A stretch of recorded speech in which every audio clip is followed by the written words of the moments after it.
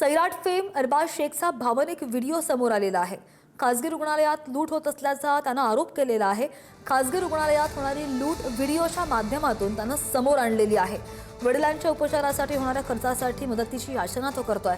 वडिलांना डोळ्यासमोर मरताना बघायचं नाहीये असं सुद्धा अरबाज शेखचं म्हणणं आहे। वडिलांच्या आजारपणावर बोलताना अरबाजला अश्रू अनावर झाले। मेडिकल मधून घ्यायला पाहिजे हा फोर्स त्यांचा मी बघितला आणि जेव्हा मी इथून त्या गोळ्या घेतल्या तर ते जवळजवळ सगळ्या गोळ्या 40,000च्या पेक्षा जास्त होत्या। त्यांनी मला ते म्हणजे 3 टाईम मला त्यांनी त्या गोळ्या आणायला सांगितलं।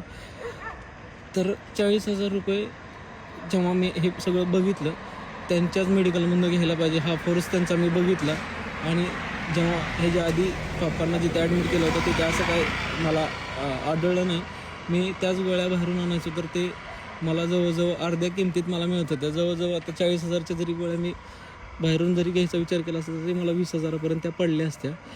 पण इथं एवढी लूट होती आहे आणि माझ्या बापाला मला मरताना नाही बघायचं आहे आणि म्हणून मला असं डिसिजन घ्यावं लागलं की त्यांना नोबेलमधून शिफ्ट करावं लागलं आणि इथे खूपच वाईट अनुभव होता मला आजचा।